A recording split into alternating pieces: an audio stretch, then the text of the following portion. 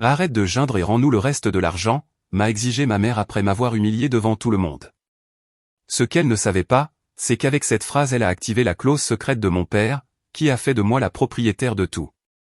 Leur visage de panique quand elles ont été expulsées n'avait pas de prix. Merci d'être ici avec moi aujourd'hui. J'espère que tu passes une journée merveilleuse où que tu sois. J'adorerais que tu partages dans les commentaires de quelle ville ou pays tu nous regardes et quelle heure il est chez toi. Maintenant commençons notre histoire ensemble. Le réveil fut une gifle de noirceur. Pas le genre d'obscurité douce et veloutée d'une pièce sans lumière, mais une obscurité dense, lourde, qui sentait le rouille et l'essence rance. Mes poumons se sont contractés violemment, cherchant un air qui ne soit pas vicié et chaud, un air qui ne ressemble pas à une couverture de laine mouillée sur mon visage. Je me suis déplacé, un geste instinctif, et le monde a bougé avec moi, un léger et malade balancement métallique. Mes mains, maladroites et tremblantes, ont tâtonné autour de moi comme des insectes aveugles. Du feutre rugueux et poussiéreux sous mes doigts, recouvert d'une fine couche de terre et je ne sais quoi d'autre. À mes côtés, des parois froides et des courbes de métal qui semblaient se refermer sur moi à chaque respiration. Et le plafond, si oppressivement bas que mon front l'a frotté en essayant de me redresser, envoyant une pluie de particules de poussière sur mon visage. Le coffre. La reconnaissance n'a pas été une pensée, ce fut une décharge électrique, un éclair de terreur pure qui a traversé la brume de la confusion. La panique fut une vague glacée qui m'a parcouru des pointes des pieds jusqu'à la racine des cheveux. Mon cœur, qui battait auparavant lentement, maintenant martelait contre mes côtes. Un tambour sauvage et déchaîné dans le silence étouffant, si fort que je craignais qu'il ne sorte de ma poitrine. « Papa » ai-je chuchoté, le mot grattant ma gorge sèche et douloureuse, un son pathétique comme celui d'un animal piégé. « Papa, s'il te plaît, laisse-moi sortir. » Le silence qui a répondu fut absolu, un vide qui a avalé ma supplique. Dehors, le monde continuait d'exister. Je pouvais l'entendre lointain et étouffé, comme si j'étais sous l'eau. Le craquement du gravier sous des chaussures chères, le son désinvolte de clés qui tintaient dans une poche. Puis sa voix, la voix de mon père Ramiro. Et la terreur s'est intensifiée parce qu'il ne criait pas, il n'était pas furieux. Il parlait au téléphone et son ton était celui qu'il utilisait pour les affaires. Calme, mesuré, presque jovial. Oui, bien sûr, Armando. La réunion de mardi est maintenue. À 10 heures comme toujours. Non, non, pas du tout. Tout est en ordre ici. On profite d'un dimanche tranquille en famille. Tranquille. Le mot fut une dague de glace dans mon cœur. En famille. J'étais sa famille et j'étais enfermé dans l'obscurité comme un animal. Je voulais crier de toutes mes forces, frapper le métal à coups de poing, faire savoir à ce certain Armando, à qui que ce soit de l'autre côté de la ligne, que son dimanche tranquille était une chambre de torture pour moi. Mais mes muscles étaient paralysés par la terreur. La terreur familiale, ce poison qu'il m'avait inoculé goutte à goutte, jour après jour, pendant 24 ans. Un poison qui t'apprend que le silence, c'est la survie. J'ai entendu la fin de son appel, le clic de son téléphone quand il l'a rangé. Des pas qui s'approchaient. J'ai retenu ma respiration, l'air brûlant mes poumons. 2 coups secs et durs ont résonné au-dessus de ma tête, juste sur le couvercle du coffre. Le bruit m'a fait sursauter, un fouet dans l'obscurité qui m'a fait pousser un petit cri étouffé. Et puis sa voix basse, pleine d'un mépris si profond, si pur, que c'était presque un murmure. Un poison distillé. Sors de ma vue. Ce n'était pas un ordre, c'était un décret, une annulation de mon existence. Ce n'était pas qu'il ne voulait pas me voir, pour lui, à cet instant je n'existais plus. J'étais des déchets qu'on cache, une erreur qu'on met sous clé, un objet cassé qu'on jette à l'arrière d'une voiture. Les larmes ont brûlé mes yeux, chaudes et épaisses, mais j'ai refusé de les laisser couler. Je ne ferai aucun bruit. Pleurer était un luxe qu'il m'avait appris à ne pas m'accorder. Pleurer, c'était lui donner la satisfaction de savoir qu'il m'avait brisé. Et tandis que j'étais allongé là, dans l'obscurité suffocante, avec l'écho de ces mots qui rebondissaient dans mon crâne, j'ai juré sur ce qui m'était sacré que je ne me briserais pas. Non, cette fois les morceaux brisés, les fragments de la fille que j'avais été, se transformeraient en armes tranchantes, dangereuses, et je les utiliserais pour démanteler son monde. Tout avait commencé, comme presque toujours, à la table de la salle à manger.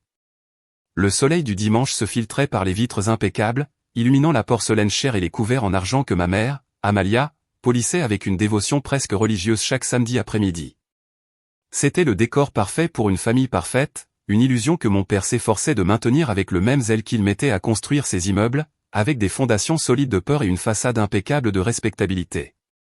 L'arôme du molle poblano de ma mère, son plat vedette, flottait dans l'air, mais je ne pouvais pas le savourer. La tension était un nœud serré dans mon estomac, une présence physique dans la pièce. Chaque fois que nous nous asseyions à cette table, c'était comme entrer dans un tribunal. Alors, commença Ramiro, laissant tomber sa fourchette avec un bruit calculé sur l'assiette. C'était son signal. Le procès allait commencer et j'étais la seule accusée. Mais tu continues à perdre ton temps avec cette charité à toi? Cette petite feuille pour les Indiens qui vendent des babioles sur la place. Je me suis recroquevillé. Chaque mot était une petite aiguille empoisonnée. Ce n'était pas une charité, c'était mon entreprise, ma start-up, une plateforme de commerce électronique que je construisais depuis un an, nuit après nuit, avec comme seul objectif de donner aux artisans locaux une vitrine mondiale. Elle s'appelait Res Digital, un nom que j'avais choisi avec soin et fierté. Mais elle s'appelle Res Digital, papa, dis-je en m'efforçant de garder ma voix ferme, neutre, dépourvue de l'émotion qui menaçait de la briser. Mais ce n'est pas perdre ton temps. Je viens de conclure un accord avec une coopérative de tisserandes d'Oaxaca. Elles vont vendre leurs produits dans toute l'Amérique du Nord via le site. Mon frère Leandro laissa échapper un ricanement étouffé dans son verre d'horchata. À son âge, il était le flamboyant vice-président junior dans l'entreprise de construction de mon père, un titre grandiloquent qui signifiait qu'il avait un grand bureau, une voiture de fonction et le droit sacré de se moquer de moi. Waouh, petite sœur, quelle grande entrepreneuse. Combien ils t'ont payé? 2 tapis et un sac de haricots gluants. Tais-toi, Leandro, murmura ma mère, mais sans lever les yeux de son assiette. Sa voix était si faible qu'elle en était à peine audible, une feuille sèche emportée par le vent. Mon père l'ignora comme si elle n'existait pas. Ses yeux, petits et durs comme 2 morceaux d'obsidienne, étaient fixés sur moi. Ce que tu devrais faire, dit-il en traînant les mots, c'est accepter le poste que je t'ai trouvé à la réception du notaire Godine. Un travail décent avec des gens décents, un salaire fixe, au lieu de rester enfermé dans ta chambre toute la journée avec cet ordinateur comme une ermite. L'ironie était si épaisse que j'aurais presque pu m'y noyer. À propos d'ordinateur, tu m'as dit hier que le site web de la Constructora marche très lentement. Celui que je t'ai construit gratuitement il y a 2 ans. Le visage de Ramiro s'assombrit.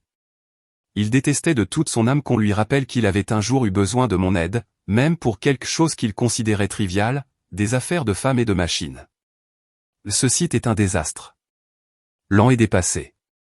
Leandro a raison. Il est temps d'engager de vrais professionnels. Quelqu'un qui sait ce qu'il fait, pas une amatrice. Son regard se tourna vers mon frère en cherchant la complicité. Leandro, occupe-toi de ça demain. Trouve une vraie agence. Chaque mot était un coup précis et calculé. J'avais passé 3 mois de ma vie à designer et coder ce site, optimiser chaque image, écrire chaque ligne de code jusqu'à 3 heures du matin, tout ça pour qu'il puisse avoir sa présence en ligne et s'en vanter au club de golf. Et maintenant il s'en servait comme d'une arme pour m'humilier devant tout le monde. Ma mère sentit la montée de la tension. Elle posa ses couverts avec un tremblement presque imperceptible. Ramiro, s'il te plaît, on mange, dit-elle d'une voix basse, presque une supplication. Il se tourna vers elle et sa voix baissa en un grognement dangereux, un lion avertissant une gazelle. Ne te mêle pas de ça, Amalia. Voilà le problème. Tu la gâtes trop. Tu lui remplis la tête d'idées folles. C'est pour ça que nous avons une fille de 24 ans qui vit sous mon toit, mange ma nourriture et se prend pour une artiste révolutionnaire. Au lieu de chercher un vrai travail et un bon mari. L'air devint irrespirable. J'ai regardé ma mère en cherchant un peu de soutien, un regard, un geste, quelque chose. Mais ses yeux étaient fixés sur le molle, comme si la recette du salut était écrite dans la sauce sombre de son assiette. Et dans son silence, j'ai compris ma vraie place dans cette maison. J'étais le sacrifice nécessaire pour maintenir la paix. Une paix fragile et pourrie, la paix d'un cimetière, mais une paix quand même. Enfermé dans le coffre, le temps s'étirait et se contractait, un accordéon d'agonie. Chaque seconde était une éternité, mais les années d'humiliation défilaient devant mes yeux en un instant fiévreux. Mon esprit, cherchant désespérément une échappatoire à l'obscurité physique, se réfugia dans le seul endroit où il ne pouvait pas accéder, le musée de mes cicatrices, une galerie privée et douloureuse que moi seul connaissais. J'ai marché dans ces couloirs silencieux, observant les pièces de ma vie brisées. Le premier objet de l'exposition, la maquette architecturale détruite. J'avais 16 ans. J'avais passé une semaine entière à la construire, vivant seulement de café et de passion. Une maison moderniste avec des murs en carton plume découpés avec précision chirurgicale, des fenêtres en plastique transparent et de petits arbres faits d'éponge teinte. C'était pour mon cours de design, mon projet final. J'en étais tellement fier que ça faisait mal. Elle représentait tout ce que je voulais faire. Je l'ai laissée sur la table du salon pour que la colle sèche pendant la nuit. Le lendemain matin, je l'ai trouvée écrasée, méconnaissable, un amas de carton et de rêves brisés. Mon père était dans la cuisine, buvant son café, lisant le journal financier sans émotion. « Mais qu'est-ce que c'est que ces ordures ?» a-t-il demandé quand il m'a vu au bord des larmes, tenant les restes de mon travail. « C'était mon projet, papa, ma maquette. J'ai eu la meilleure note. » Il a soufflé comme si je lui avais raconté une mauvaise blague. Il a plié le journal avec soin. « Eh bien maintenant c'est des ordures. Cette maison n'est pas faite pour les architectes ni pour les artistes. Les femmes de cette famille apprennent à cuisiner et à tenir une maison, pas à jouer avec des maisons de poupées comme si elles avaient 10 ans. » Il n'y avait pas de rage dans sa voix, seulement un mépris absolu, la certitude inébranlable que ma passion était une idiotie. Il m'a arraché les restes des mains et les a jetés à la poubelle. Le deuxième objet, le journal profané. J'avais 22 ans. C'était lors d'une réunion de famille à Noël. J'avais amené mon petit ami Ricardo pour qu'il rencontre la famille. J'étais nerveuse mais pleine d'espoir. Pendant le dîner, mon père a disparu un moment. Il est revenu avec mon journal à la main. C'était un cahier à couverture rigide, violet, mon refuge, où j'écrivais mes pensées, mes peurs, mes espoirs. On dirait qu'on a une poétesse dans la famille, annonça-t-il avec un sourire cruel qui n'atteignait pas ses yeux, et il commença à lire à voix haute devant mes oncles, mes cousins qui riaient doucement, et Ricardo, qui est devenu pâle. Il a lu mes insécurités sur l'université, mes rêves de voyager en Asie du Sud-Est, un poème maladroit que j'avais écrit à Ricardo. Il a déformé chaque mot, transformant ma vulnérabilité en une comédie grotesque. Le rire de mes proches était comme de l'acide sur ma peau.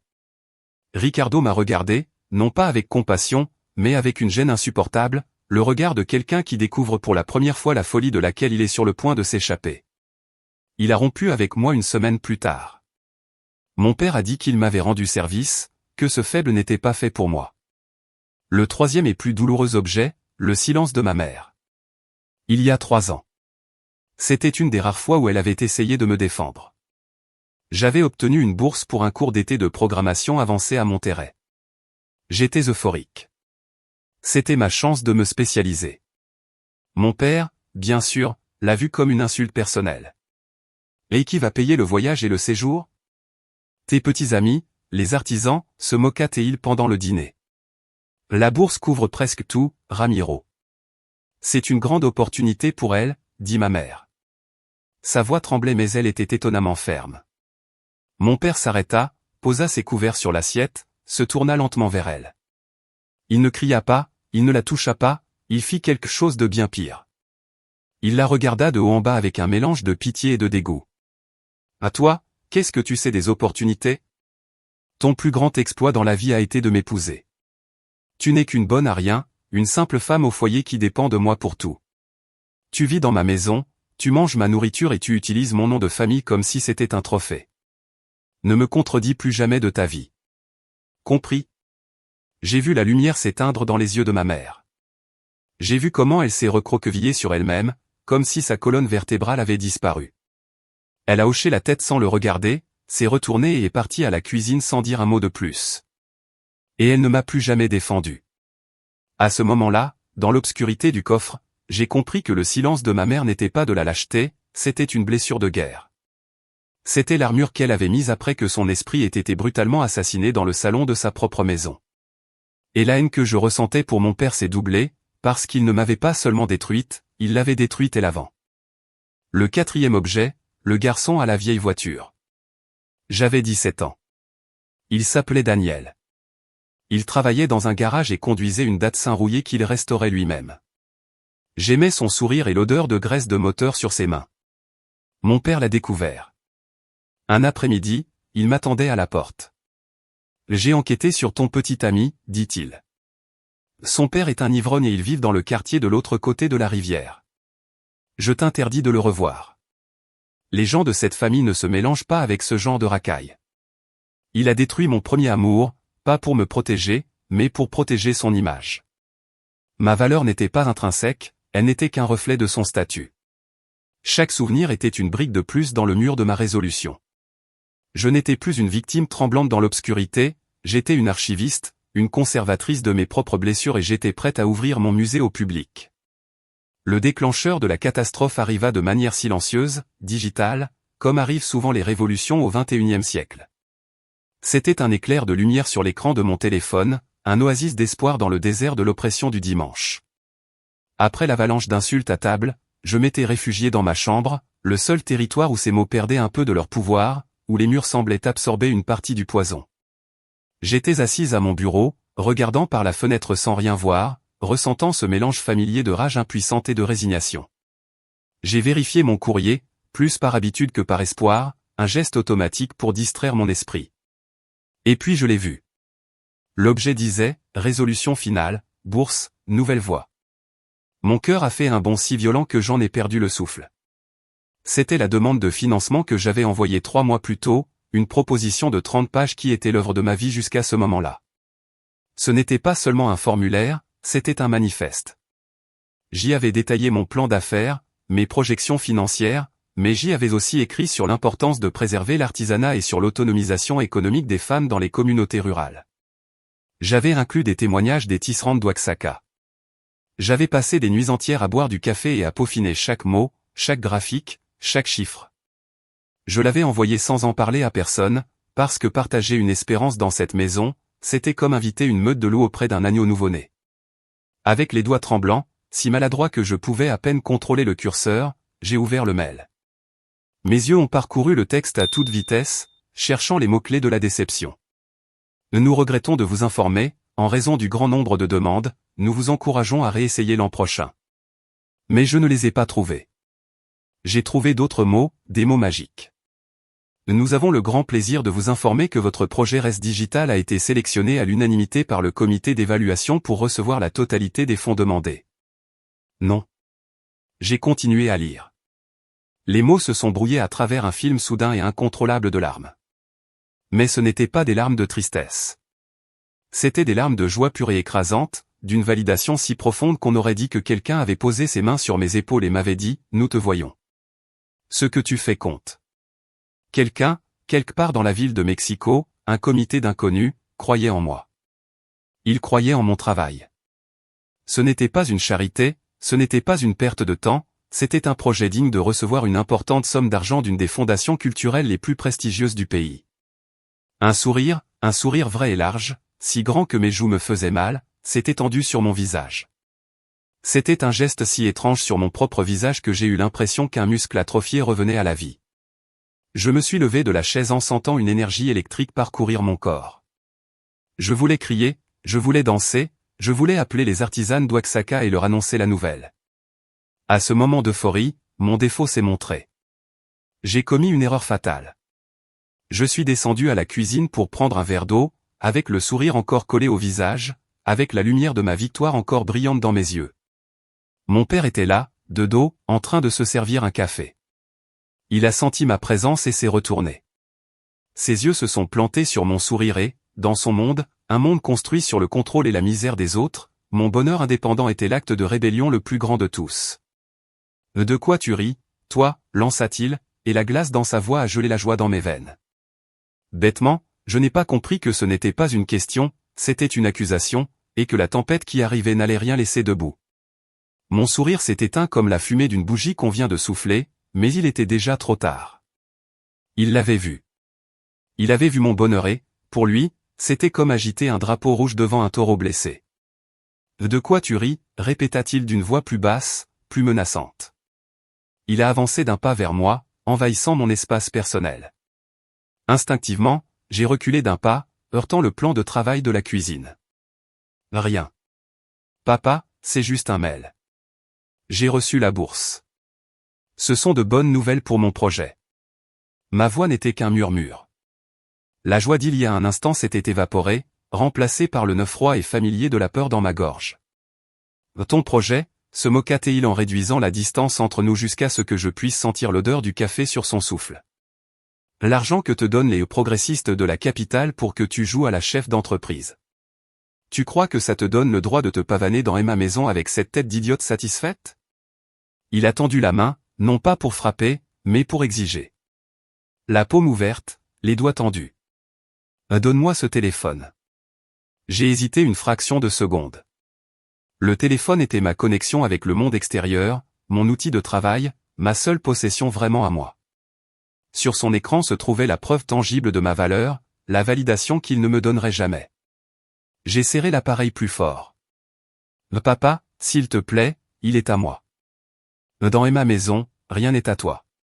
Tout est à moi, rugit-il. Donne-le-moi. Sa vitesse m'a surprise. Avant que je puisse réagir, il me l'a arraché de la main avec une violence qui a presque disloqué mon poignet. Ses doigts épais et maladroits ont essayé de le déverrouiller, échouant encore et encore. La frustration, de ne pas pouvoir accéder à mon petit secret numérique, s'est emparée de lui et, avec un grognement de pure rage, comme une bête, il a levé le bras et a lancé le téléphone de toutes ses forces contre le mur du fond, là où pendait un calendrier avec des chatons que ma mère avait mis. Le son du plastique et du verre en 1000 morceaux a claqué comme un coup de feu dans la cuisine silencieuse. Mon projet, mes contacts, mes photos, le mail de la bourse, ma seule fenêtre de liberté, réduit en miettes sur le carrelage. Un sanglot m'a échappé, un son aigu de perte et de choc que je n'ai pas pu retenir. Et ce son, ce petit gémissement de douleur, a été l'étincelle finale qui a allumé la poudre. Sa main a bougé plus vite que mes yeux n'ont pu suivre. Le revers de sa main a frappé ma joue. Le coup a été sec, brutal. Le bruit de la chair contre la chair a résonné dans la pièce.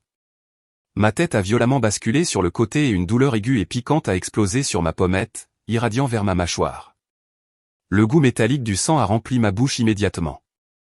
C'était la première fois qu'il me frappait avec une telle force. Ses abus avaient toujours été verbaux, psychologiques, de petites cruautés calculées comme une mort par 1000 coupures. Là, c'était différent. C'était une frontière franchie, une ligne sans retour. J'ai porté une main à mon visage, le regardant avec un mélange de terreur et de stupeur. L'homme devant moi n'était plus mon père. C'était un monstre avec le visage de mon père, les yeux injectés de sang, la respiration haletante. Maintenant tu pleures. Maintenant, oui, tu pleures, siffla-t-il. Son visage était déformé par une colère qui semblait disproportionnée, presque folle. Tu crois qu'avec ton petit argent d'aumône tu peux me manquer de respect dans ma propre maison? Tu vis grâce à moi. Tout ce que tu as, le peu que tu es, c'est grâce à moi. Il m'a saisi par le bras, ses doigts s'enfonçant dans ma chair comme des griffes d'acier. J'en ai assez de ta tête, assez de ton attitude, assez de ton existence, commença-t-il à me tirer hors de la cuisine. Mes pieds s'en mêlaient, essayant en vain de trouver appui sur le sol glissant. Nous avons traversé le salon où ma mère était assise sur le canapé en train de tricoter, paralysée. Nos regards se sont croisés une fraction de seconde. Dans les siens, j'ai vu un abîme de terreur et d'impuissance. Elle a laissé tomber son tricot. Ses lèvres ont bougé, mais aucun son n'est sorti. Elle a simplement regardé son mari traîner sa fille vers la porte du garage comme un agneau vers l'abattoir. « Sors de ma vue », cria-t-il, la phrase qui deviendrait ma sentence. Il a ouvert la porte du garage et m'a poussé à l'intérieur. La lumière du soleil a été remplacée par la pénombre poussiéreuse. L'odeur d'huile, d'essence et de désespoir a rempli l'air. Il m'a tiré vers sa vieille berline, la voiture qu'il utilisait à peine, sa relique. Il a ouvert le coffre avec un grincement métallique qui sonnait comme un crier, sans un mot de plus, mis à pousser comme un sac de pommes de terre et a refermé le couvercle. L'obscurité a été totale, absolue. Le clic de la serrure a été le son le plus définitif que j'ai jamais entendu de ma vie. C'était le son d'une porte de prison qui se ferme, le son de la fin de mon enfance. Le temps dans le coffre était un ennemi visqueux et sans forme. Chaque seconde était une lutte pour l'air, une bataille contre la panique qui menaçait de me dévorer de l'intérieur. Je ne sais pas combien de temps a passé. Des minutes, une heure, cela aurait pu être des jours dans cette tombe métallique brûlante. Ma seule connexion avec le monde était le faible aboiement d'un chien au loin et les battements frénétiques de mon propre cœur, qui résonnaient dans mes oreilles comme un tambour de guerre. Et puis un son nouveau, lointain mais indéniable, a traversé le calme oppressant. Une sirène. Au début, j'ai pensé que c'était mon esprit fiévreux qui me jouait un tour, une hallucination auditive née du manque d'oxygène. Mais le son est devenu plus fort, plus clair, plus proche, jusqu'à être une plainte hurlante juste devant la maison. Une voiture de police. Je n'arrivais pas à y croire. Un rayon d'espoir, si brillant et douloureux qu'il m'a presque aveuglé, a transpercé mon désespoir. Quelqu'un avait entendu, quelqu'un avait vu. Je n'étais pas seul. Peut-être, juste peut-être, que la justice existait. J'ai entendu le crissement des pneus sur l'allée de gravier, des portières de voitures claquer, puis des voix fermes d'autorité qui n'appartenaient pas à ma famille. Bonjour, monsieur. Nous avons reçu un appel anonyme à propos de cris à cette adresse. La voix de mon père a répondu, et la transformation a été miraculeuse, instantanée. Le monstre avait disparu. À sa place, il y avait Ramiro Vargas, le citoyen inquiet, le pilier de la communauté, le père affligé. Son ton exprimait une détresse si crédible que, pendant une seconde, même moi j'ai douté de ma réalité. Officier, grâce à Dieu que vous êtes arrivé. Entrez, s'il vous plaît, ne restez pas dehors. C'est ma fille, Sochi ne va pas bien. Dernièrement, elle a de gros problèmes émotionnels et parfois elle nous fait peur à tous. Je voulais crier. Je voulais frapper le métal avec mes poings et mes jambes. Menteur. C'est un menteur. Regardez dans le coffre. Mais ma gorge était fermée, muette à cause du choc et du manque d'air. Je ne pouvais qu'écouter, impuissante. J'ai entendu le son métallique de la clé dans la serrure du coffre. Un clic, et puis le couvercle s'est relevé d'un coup. La lumière du jour m'a inondé, si intense et brutale que j'ai dû fermer les yeux en laissant échapper un gémissement. J'ai cligné des yeux, désorienté, tandis que deux silhouettes en uniforme me regardaient d'en haut avec des expressions de perplexité. Derrière eux, mon père, avec une expression de profonde tristesse et de préoccupation sur le visage. C'était un chef-d'œuvre d'acteur. Ma fille, s'il te plaît, sors de là. Tu fais peur à tout le monde, dit-il d'une voix douce et tremblante. L'un des policiers, un homme plus âgé avec une moustache grise et un gros ventre, m'a tendu la main. Le bruit de la chair contre la chair a résonné dans la pièce. Ma tête a violemment basculé sur le côté et une douleur aiguë et piquante a explosé sur ma pommette, irradiant vers ma mâchoire. Le goût métallique du sang a rempli ma bouche immédiatement. C'était la première fois qu'il me frappait avec une telle force. Ses abus avaient toujours été verbaux, psychologiques, de petites cruautés calculées comme une mort par 1000 coupures. Là, c'était différent. C'était une frontière franchie, une ligne sans retour. J'ai porté une main à mon visage, le regardant avec un mélange de terreur et de stupeur. L'homme devant moi n'était plus mon père. C'était un monstre avec le visage de mon père, les yeux injectés de sang, la respiration haletante. Maintenant tu pleures. Maintenant, oui, tu pleures, siffla-t-il. Son visage était déformé par une colère qui semblait disproportionnée, presque folle. Tu crois qu'avec ton petit argent d'aumône tu peux me manquer de respect dans ma propre maison? Tu vis grâce à moi. Tout ce que tu as, le peu que tu es, c'est grâce à moi. Il m'a saisi par le bras, ses doigts s'enfonçant dans ma chair comme des griffes d'acier. J'en ai assez de ta tête, assez de ton attitude, assez de ton existence, commença-t-il à me tirer hors de la cuisine. Mes pieds s'en mêlaient, essayant en vain de trouver appui sur le sol glissant. Nous avons traversé le salon où ma mère était assise sur le canapé en train de tricoter, paralysée. Nos regards se sont croisés une fraction de seconde. Dans les siens, j'ai vu un abîme de terreur et d'impuissance. Elle a laissé tomber son tricot. Ses lèvres ont bougé, mais aucun son n'est sorti. Elle a simplement regardé son mari traîner sa fille vers la porte du garage comme un agneau vers l'abattoir. « Sors de ma vue », cria-t-il, la phrase qui deviendrait ma sentence. Il a ouvert la porte du garage et m'a poussé à l'intérieur. La lumière du soleil a été remplacée par la pénombre poussiéreuse. L'odeur d'huile, d'essence et de désespoir a rempli l'air. Il m'a tiré vers sa vieille berline, la voiture qu'il utilisait à peine, sa relique. Il a ouvert le coffre avec un grincement métallique qui sonnait comme un crier, sans un mot de plus, m'y a poussé comme un sac de pommes de terre et a refermé le couvercle. L'obscurité a été totale, absolue. Le clic de la serrure a été le son le plus définitif que j'ai jamais entendu de ma vie. C'était le son d'une porte de prison qui se ferme, le son de la fin de mon enfance. Le temps dans le coffre était un ennemi visqueux et sans forme. Chaque seconde était une lutte pour l'air, une bataille contre la panique qui menaçait de me dévorer de l'intérieur. Je ne sais pas combien de temps a passé. Des minutes, une heure, cela aurait pu être des jours dans cette tombe métallique brûlante. Ma seule connexion avec le monde était le faible aboiement d'un chien au loin et les battements frénétiques de mon propre cœur, qui résonnaient dans mes oreilles comme un tambour de guerre. Et puis un son nouveau, lointain mais indéniable, a traversé le calme oppressant. Une sirène. Au début, j'ai pensé que c'était mon esprit fiévreux qui me jouait un tour, une hallucination auditive née du manque d'oxygène. Mais le son est devenu plus fort, plus clair, plus proche, jusqu'à être une plainte hurlante juste devant la maison. Une voiture de police. Je n'arrivais pas à y croire. Un rayon d'espoir, si brillant et douloureux qu'il m'a presque aveuglé, a transpercé mon désespoir. Quelqu'un avait entendu, quelqu'un avait vu. Je n'étais pas seul. Peut-être, juste peut-être, que la justice existait. J'ai entendu le crissement des pneus sur l'allée de gravier, des portières de voitures claquer, puis des voix fermes d'autorité qui n'appartenaient pas à ma famille. Bonjour, monsieur. Nous avons reçu un appel anonyme à propos de cris à cette adresse. La voix de mon père a répondu, et la transformation a été miraculeuse, instantanée. Le monstre avait disparu.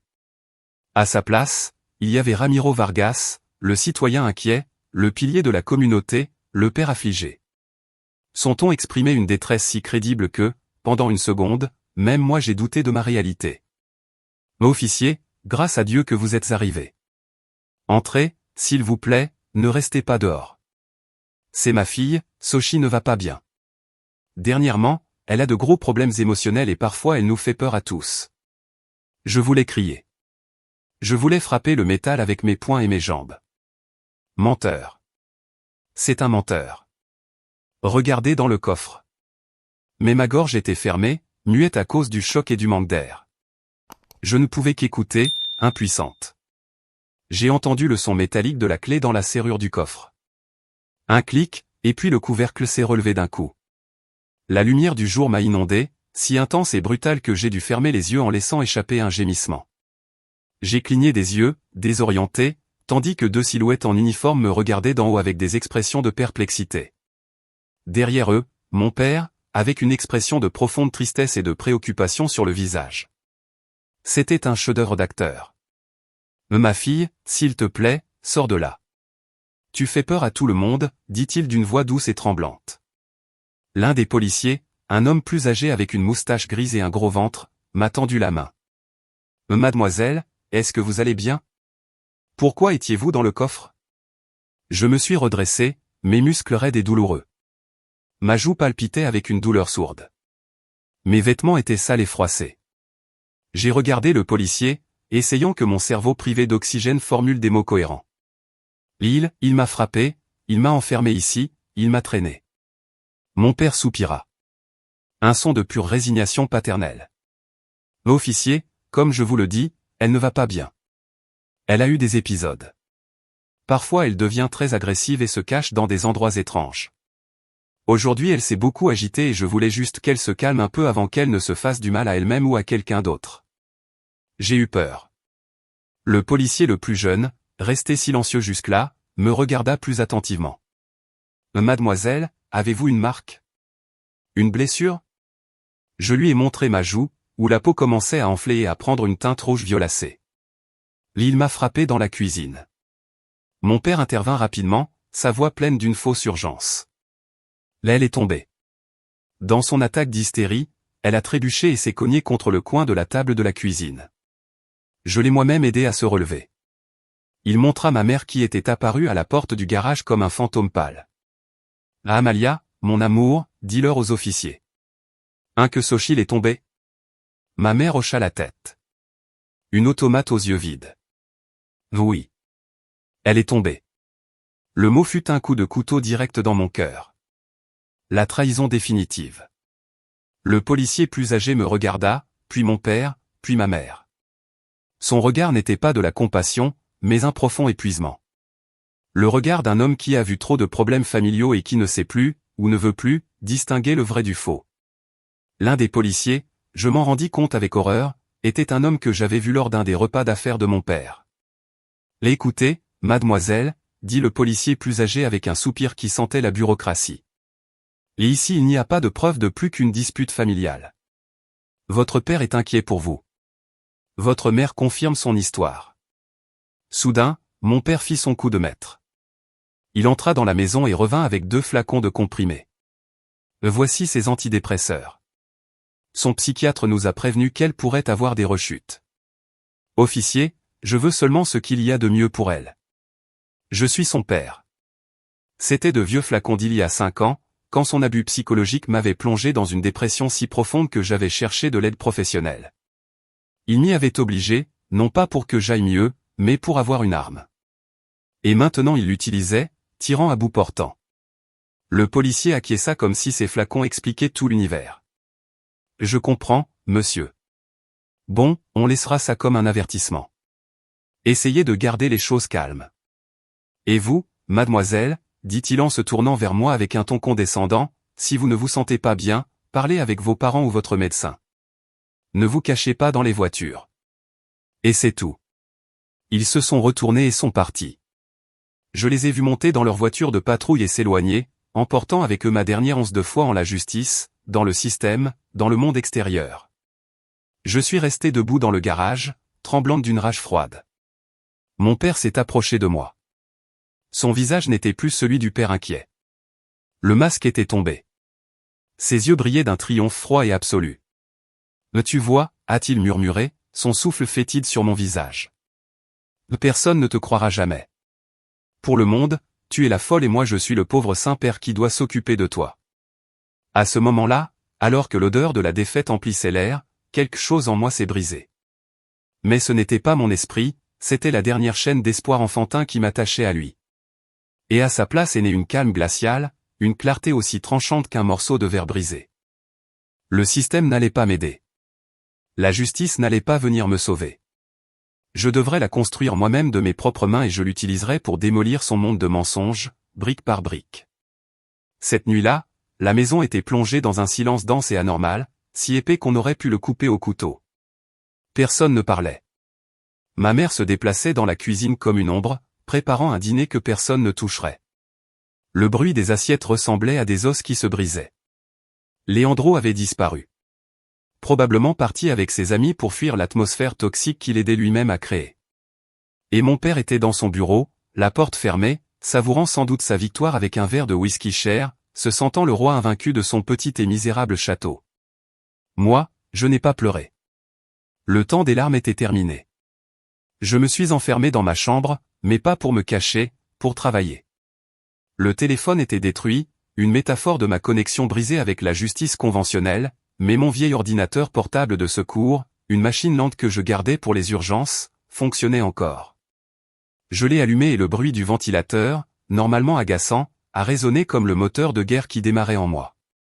J'ai ignoré la douleur sourde dans ma joue, la raideur de mon corps, le tremblement de mes mains.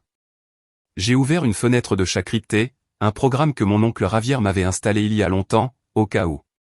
J'ai tapé son nom, Ravière, le frère cadet de ma mère, l'ingénieur en système qui vivait à Querétaro, le seul membre de la famille qui m'avait toujours regardé comme une personne complète et non comme un problème ou une déception. Mon message fut court et direct, sans détour. Tonton Ravière, j'ai besoin d'un service. C'est urgent. J'ai besoin d'accéder au serveur de l'entreprise de papa avec les privilèges d'administrateur. La réponse arriva presque immédiatement. Une icône apparut indiquant qu'il écrivait. Puis elle s'arrêta. Quelques secondes plus tard, mon ordinateur sonna. C'était un appel vidéo entrant. J'ai accepté, le cœur battant fort. Son visage remplit l'écran, le front plissé d'inquiétude. Soshi, qu'est-ce qui se passe bon sang? Il est 22 heures. Est-ce que tu vas bien? Ton visage, mon Dieu. Je n'ai pas pu m'en empêcher. J'ai porté une main à ma joue enflée qui avait maintenant une vilaine couleur violette. Je vais bien, ai-je menti. Mais ma voix s'est brisée. Non, tu ne vas pas bien. C'est lui, pas vrai? Je n'avais pas besoin de dire son nom. Nous savions tous les deux de qui il s'agissait. J'ai hoché la tête en silence, me mordant la lèvre pour ne pas m'effondrer. Javier a fermé les yeux et pris une grande inspiration, un mélange de rage et de résignation. Cet enfoiré. Je le savais. Je savais qu'un jour on en arriverait là. Il a rouvert les yeux, son regard dur comme l'acier. Oublie ce que je viens de dire. Ne me raconte pas ce qui s'est passé. Pas encore. Dis-moi juste ce dont tu as besoin. Sa confiance inconditionnelle, sa volonté de sauter dans l'abîme avec moi sans poser de questions, fut comme un baume pour mon âme blessée. Je lui ai dit la vérité. Pas toute la vérité sur le coffre. C'était trop monstrueux pour le dire à voix haute, pas encore. Mais je lui ai parlé du coup, des policiers, de la façon dont mon père avait utilisé mon dossier médical contre moi comme une arme biologique. Je lui ai dit à quel point je me sentais piégé, réduite au silence, effacée. Je veux des preuves, lui ai-je dit. Ma voix sonnait étrangement calme, dépourvue de l'hystérie que je ressentais à l'intérieur. Je veux quelque chose qu'il ne puisse pas nier, qu'il ne puisse pas déformer ou manipuler. Je veux que le monde, son monde, voie qui il est vraiment quand les portes de cette maison se ferment. Javier resta silencieux un long moment, caressant sa barbe grisonnante. Je me souviens quand nous étions jeunes, dit-il soudain. Ramiro et moi avons essayé de monter une petite entreprise de réparation d'ordinateurs. Moi, je faisais le travail technique. Lui, il s'occupait des clients. J'ai découvert qu'il leur facturait le double et gardait la différence. Quand je l'ai confronté, il m'a dit que c'est ça, les affaires, que j'étais un idéaliste idiot. J'aurais dû savoir alors ce qu'il deviendrait. La petite anecdote disait tout. Il n'avait pas changé, il était juste devenu plus grand, plus puissant. J'ai installé tout le système réseau de la société il y a des années, continua Javier. Revenant au présent, Ramiro a changé tous les mots de passe administrateur que je lui avais donnés. Bien sûr, c'est un paranoïaque. Mais ce qu'il ne sait pas, c'est que la personne qui construit le système laisse toujours une porte dérobée. Une petite faille dans le code que seul le créateur connaît, comme la signature d'un artiste. Une étincelle d'émotion, la première depuis des heures, s'alluma dans ma poitrine. De l'espoir. Un espoir dangereux. « Tu peux entrer ?» demandai-je. « Moi, non, dit-il, et mon cœur s'est effondré. Si je le fais depuis mon réseau à Querétaro, je laisserai une trace numérique qu'un bon expert en informatique trouvera en 5 minutes. Mais toi tu es dans le réseau, tu es à l'intérieur des murs du château. Si je te donne les outils et les instructions, toi tu peux entrer. Et ça ressemblera à un accès interne normal, difficile à tracer. » Il m'a expliqué le plan. Il m'enverrait un logiciel, un petit programme qui exploiterait cette vulnérabilité. Il me guiderait pas à pas via une connexion sécurisée. Ce serait risqué. Si on me découvrait, les conséquences seraient inimaginables. J'ai entendu les pas de mon père dans le couloir et mon cœur s'est arrêté. Il est passé sans s'arrêter. « Sochil » dit Javier. Sa voix est soudain devenue sérieuse, grave. « Tu dois comprendre ce que tu demandes. Il ne s'agit pas juste de trouver 2 ou 3 emails compromettants. Si tu ouvres cette porte, tu auras accès à tout. Comptabilité, contrat, communication privée, plan de construction, tout le squelette de son empire. Si tu trouves ce que je crois que tu vas trouver, une fois la porte ouverte, tout l'édifice peut s'effondrer. Et pas seulement lui. Ça peut aussi retomber sur ta mère, sur Leandro, sur tout le monde. » J'ai regardé autour de ma petite chambre, des murs qui ressemblaient à une prison. J'ai pensé à l'obscurité du coffre, au sourire triomphant de mon père, au regard vide de ma mère, au mépris de mon frère. J'ai pensé à moi, à la fille que je voulais être et à l'ombre qu'ils avaient faite de moi. « Tonton » ai-je répondu, et ma voix était froide et stable comme la glace. « Je ne vais pas faire tomber l'édifice, je vais juste ouvrir les fenêtres pour faire entrer un peu de lumière. Je veux que tout le monde voie que c'est pourri de l'intérieur depuis le début. Les gens méritent de savoir dans quel genre de maison ils vivent. » Javier m'a regardé à travers l'écran et un lent sourire est apparu sur son visage. « Ça, c'est ma nièce, dit-il. »« D'accord. Prépare la cafetière, la nuit va être très, très longue. » Les 3 semaines suivantes ont été une leçon de duplicité. Je suis devenue une actrice accomplie, jouant le rôle le plus difficile de ma vie, celui de la fille repentante et soumise. De l'extérieur, j'étais un fantôme. Je descendais prendre le petit déjeuner en silence. Je répondais aux questions par des monosyllabes. Je gardais la tête baissée et le regard perdu. J'ai laissé mon père croire que sa tactique de terreur avait marché parfaitement, qu'il m'avait dompté. Lui et Leandro échangeaient des regards suffisants au-dessus de ma tête à table, convaincus de leur victoire. Ma soumission était le baume parfait pour leurs égos masculins fragiles. Ma mère, de son côté, me traitait avec une délicatesse craintive, comme si j'étais un objet en cristal prêt à se briser en 1000 morceaux. Elle me préparait mes plats préférés, me laissait des magazines sur le lit, m'a acheté un nouveau pull. C'étaient ces petites offrandes de paix silencieuses, ces excuses muettes pour son inaction. Je les acceptais sans rien dire, avec une inclinaison de tête. L'abîme entre nous était trop grand pour être franchi avec un pull ou une assiette d'enchilada. Mais à l'intérieur, tandis que le reste de la maison dormait, j'étais une guerrière. Chaque nuit de 1h à 5h du matin, ma chambre se transformait en centre de commandement. Avec les conseils de mon oncle Ravière via un chat sécurisé, j'ai navigué dans les entrailles numériques de l'empire de mon père. La peur était ma compagne constante. Le craquement des lames de parquet dans le couloir, le bruit de la chasse d'eau, chaque son me faisait sursauter et éteindre l'écran.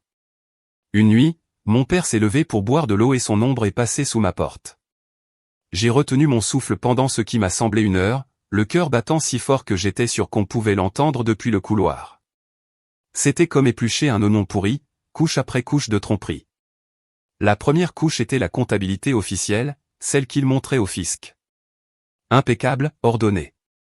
Mais en utilisant le logiciel de Ravière, j'ai trouvé les partitions cachées, les fichiers chiffrés avec des noms anodins comme « facture 2015 ». La deuxième comptabilité, la vraie. Et là, il y avait tout. Des décennies de fraude méticuleusement documentées. Des factures gonflées pour des projets du gouvernement. Des matériaux de construction de seconde qualité achetés pour une bouchée de pain, mais facturés comme du haut de gamme. Des pots de vin à des inspecteurs municipaux, enregistrés sous des euphémismes comme « frais de facilitation » ou « conseil externe ». Et le plus douloureux, un réseau de prêts à de petits fournisseurs et artisans locaux, les mêmes que j'essayais d'aider, avec des taux usuraires qui les maintenaient perpétuellement endettés envers lui. C'était un prédateur déguisé en entrepreneur. J'ai sauvegardé chaque fichier, chaque mail, chaque feuille de calcul. Mon arsenal grandissait chaque nuit. Pendant ce temps, la date du 55e anniversaire de mon père approchait. Et ce n'était pas une simple fête. C'était l'événement social de l'année dans notre petite ville. Ramiro avait loué une hacienda coloniale à l'extérieur, un lieu aux murs de pierre et aux jardins luxuriants. La liste des invités incluait tous ses partenaires d'affaires, des banquiers, des avocats, et la pièce maîtresse, un sénateur d'État avec qui il était sur le point de conclure un contrat lucratif pour développer un nouveau complexe résidentiel. La fête était un étalage de pouvoir, un rituel pour réaffirmer son statut. C'était la scène parfaite, l'autel parfait pour le sacrifice. Une semaine avant la fête, pendant le dîner, j'ai fait mon mouvement. « Papa » dis-je à voix basse, brisant mon silence habituel. Tout le monde à table s'est arrêté, les fourchettes en suspens, surpris. Je sais que j'ai été difficile ces derniers temps et je veux me rattraper. Je voudrais faire une vidéo pour ta fête. Un hommage avec des photos de ta vie, de ta carrière, pour que tous voient tout ce que tu as accompli. Le silence qui a suivi était dense, chargé de méfiance. Mon père m'a regardé, les yeux plissés, cherchant le piège. Leandro a failli s'étouffer avec son eau, mais mon jeu était impeccable. Ma voix était soumise. Mes yeux restaient fixés sur l'assiette.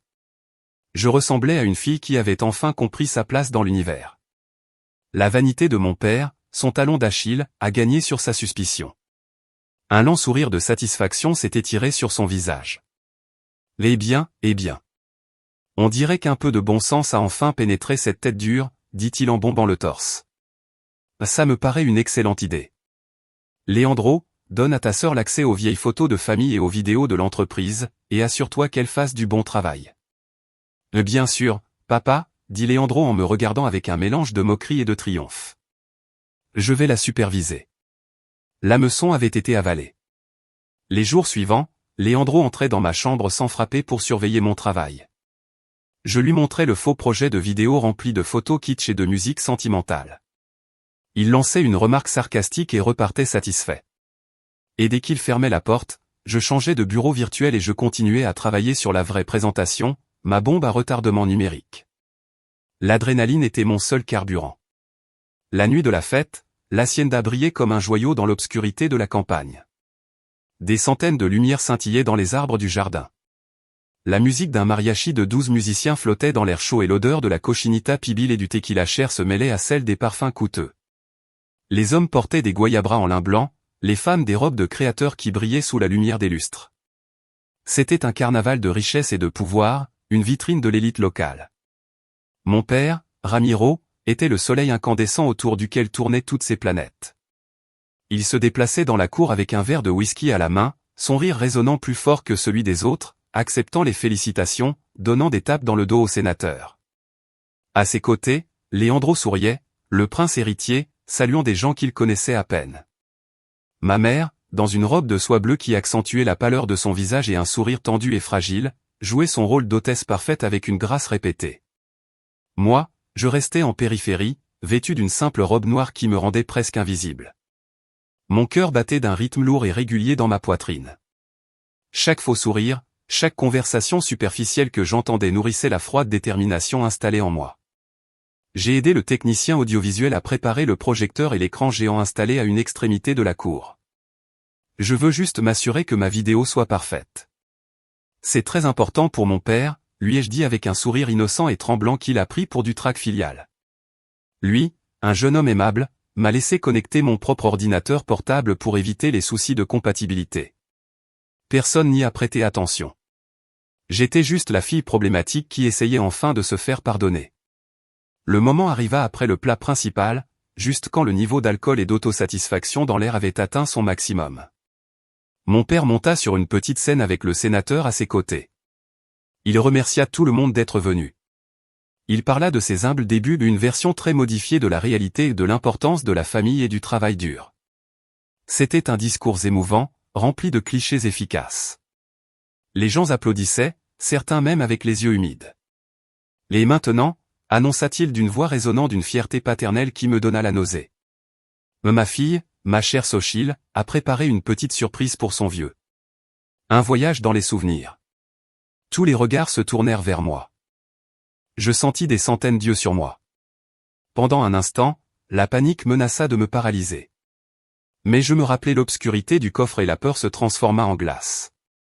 J'acquiesçai, j'appuyai sur lecture.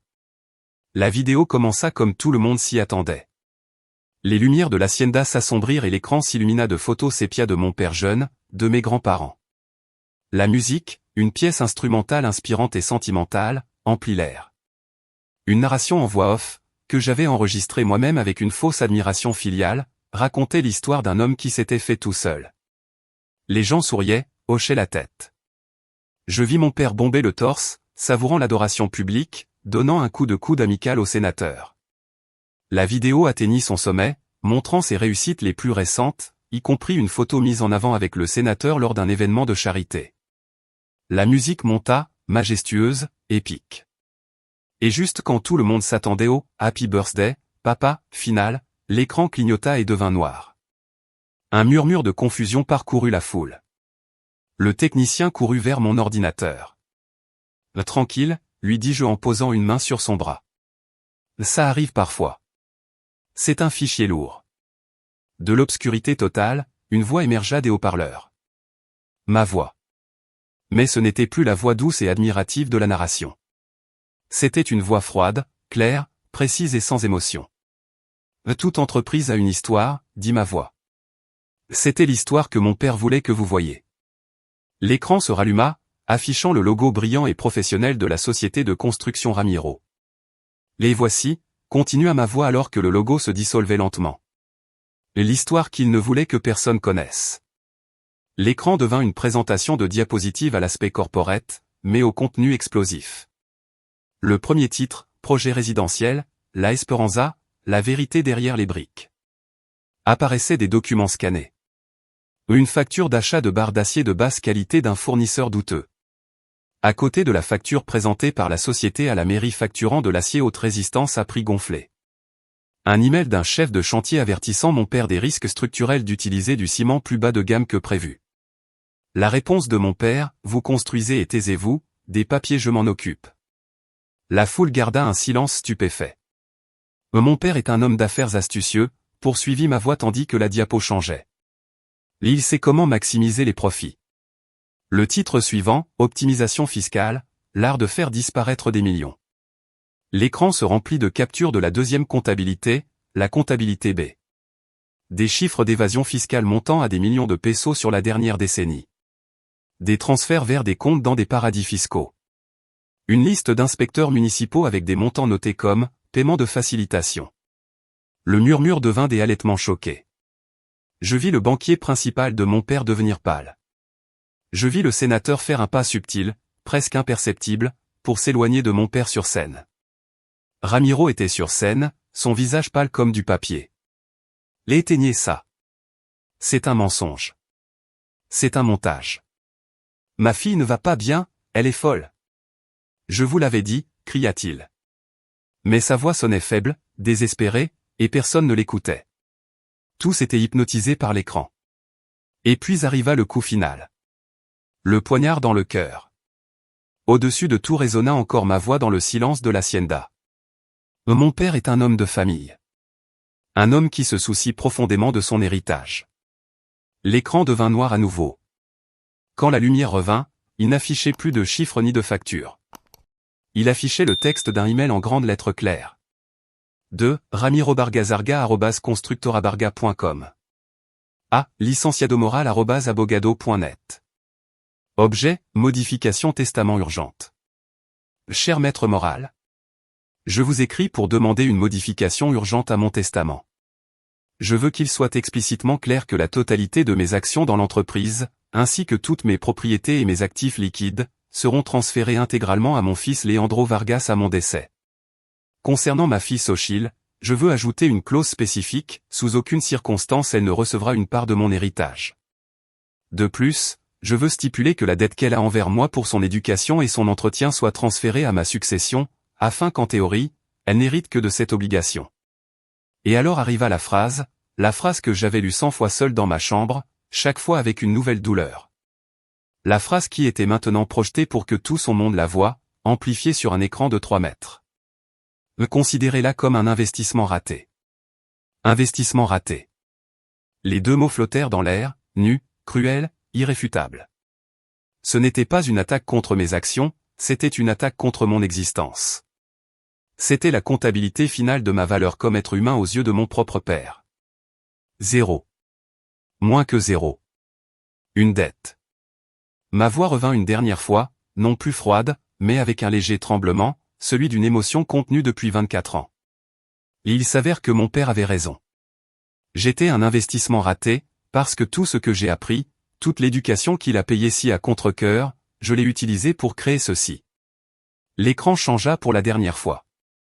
L'email disparut et à la place apparut un logo élégant et moderne, 2 racines stylisées se transformant en circuit digital.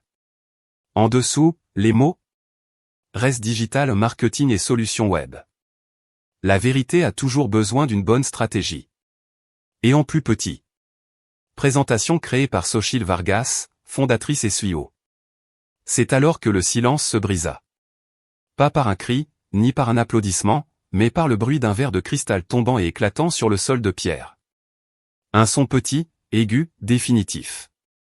Le son d'un empire qui se brise.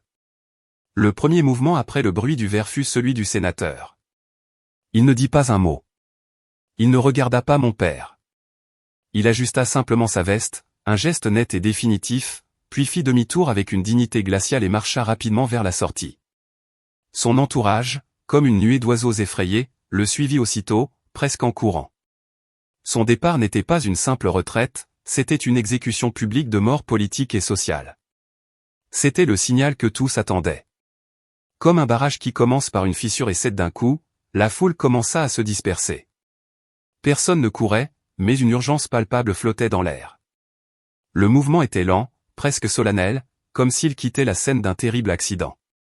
Les partenaires commerciaux, les banquiers, les familles respectables qui, quelques minutes plus tôt, riaient aux éclats avec mon père, évitaient maintenant son regard comme s'il était contagieux.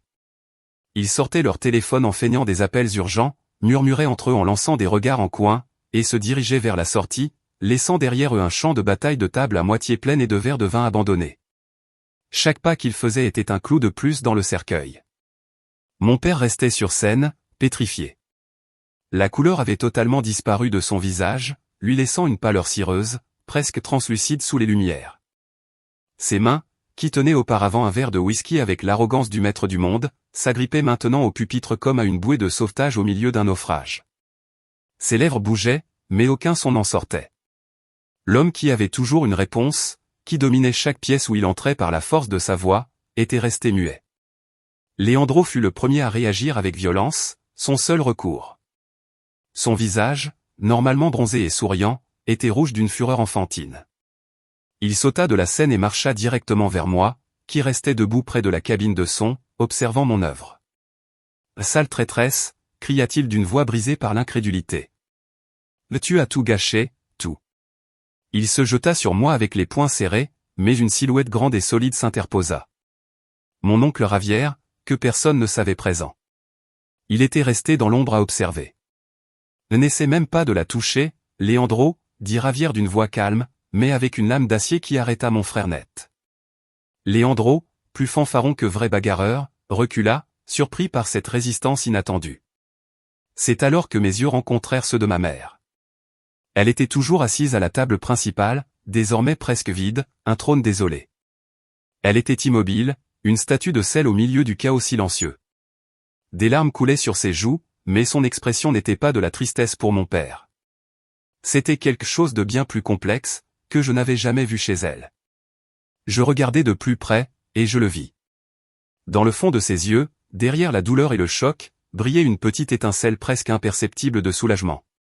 Comme si un poids invisible qu'elle portait sur ses épaules depuis 30 ans venait enfin de se briser.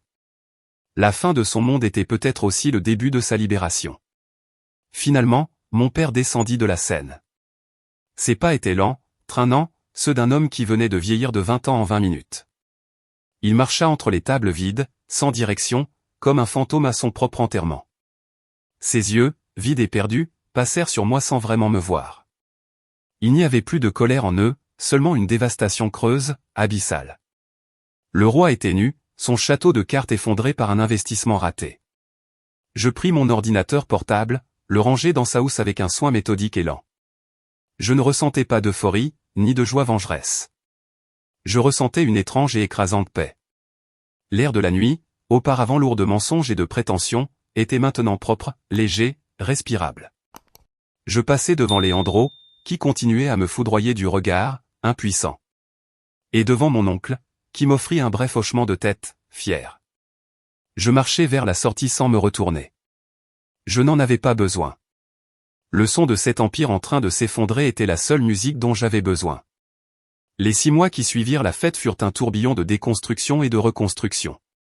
La chute de mon père fut aussi rapide et brutale que la démolition d'un de ces immeubles de mauvaise qualité.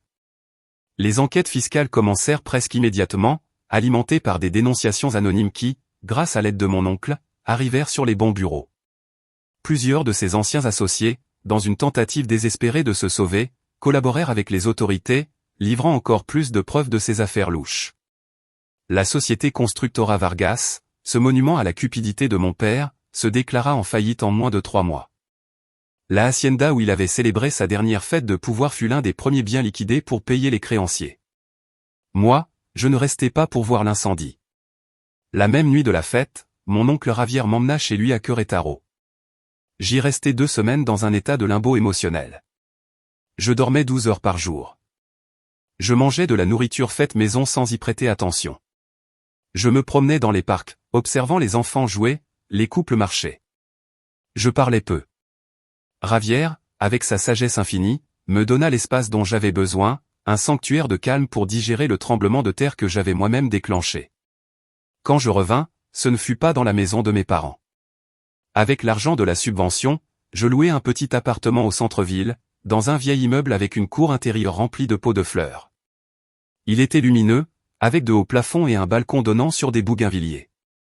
Pour la première fois de ma vie, j'avais un espace qui m'appartenait, un endroit où je pouvais respirer sans demander la permission, où le silence était paix et non menace. Mon entreprise, Res Digital, décolla d'une façon que je n'aurais jamais imaginée. L'histoire de la présentation devint une sorte de légende urbaine dans le milieu des affaires locales. Certains me voyaient comme une héroïne, une justicière digitale, d'autres comme une vipère sans cœur. Mais tous, absolument tous, étaient d'accord sur une chose, j'étais doué dans mon travail et je n'avais pas peur. Les clients commencèrent à arriver. D'abord, de petits commerces admirant mon audace. Puis des femmes entrepreneuses, inspirées par mon histoire. Et ensuite, dans la plus grande des ironies, 2 des anciens clients les plus importants de mon père me contactèrent. Si tu as pu faire ça à ton propre père, imagine ce que tu peux faire pour notre marque, me dit l'un d'eux au téléphone. Ma vengeance, l'acte le plus personnel de ma vie, était devenu la meilleure campagne de marketing possible. Je commençais une thérapie. Il y avait beaucoup de blessures à guérir, beaucoup de fantômes à chasser dans les coins de ma nouvelle liberté. La première fois que je racontais à ma thérapeute l'histoire du coffre, je le fis d'une voix monotone, comme si je lisais un rapport. Et puis je pleurais. Je pleurais pour la première fois depuis cette nuit-là, un torrent de larmes, laid, mais libérateur. J'appris à donner un nom à ce que j'avais vécu. Abus narcissique. Trauma complexe. J'appris que la cicatrice sur ma joue s'était refermée, mais que les cicatrices intérieures demanderaient plus de temps, plus de patience. Le travail de me reconstruire moi-même était infiniment plus difficile que de construire n'importe quel site web. Un jour, je reçus un colis par la poste.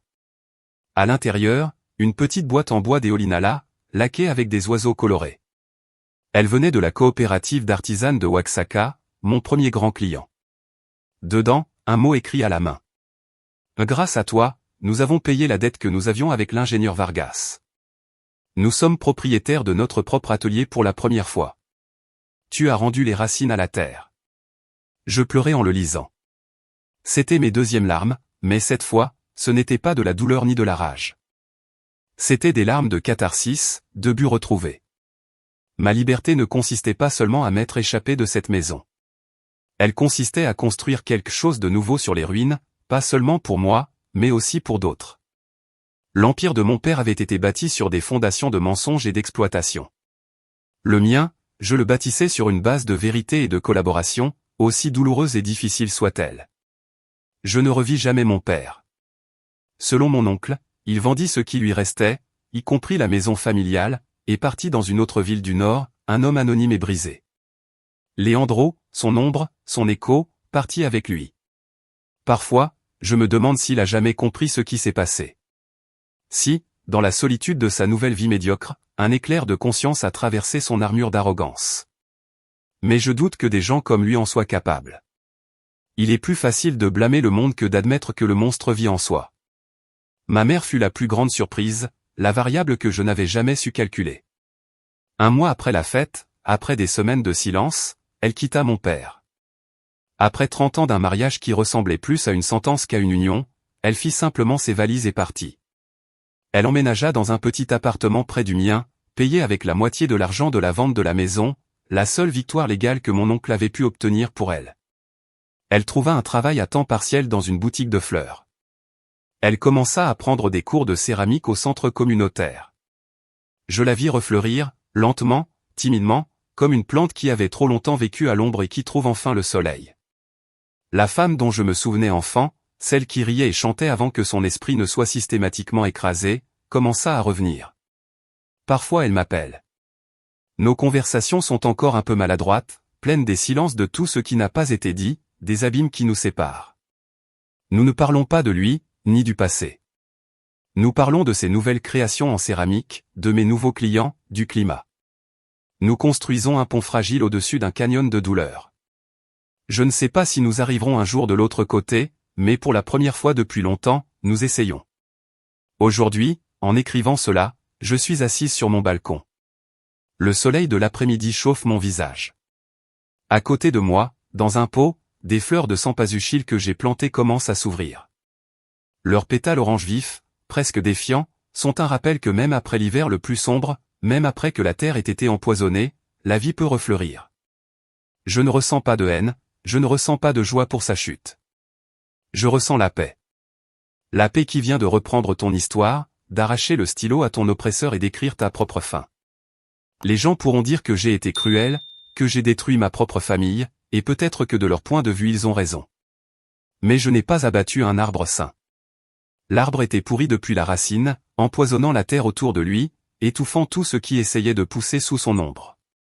Je ne l'ai pas détruit. J'ai simplement cessé de l'arroser avec mon silence et ma peur, et je me suis éloigné pour planter mon propre jardin. On dit que le sang est plus épais que l'eau. On dit que la famille, c'est pour toujours. Mais peut-être que la dignité aussi, c'est pour toujours. Peut-être que le droit d'exister, d'être heureux, de ne pas être considéré comme un investissement raté, est un lien encore plus sacré. J'ai choisi moi-même. Et c'était bien.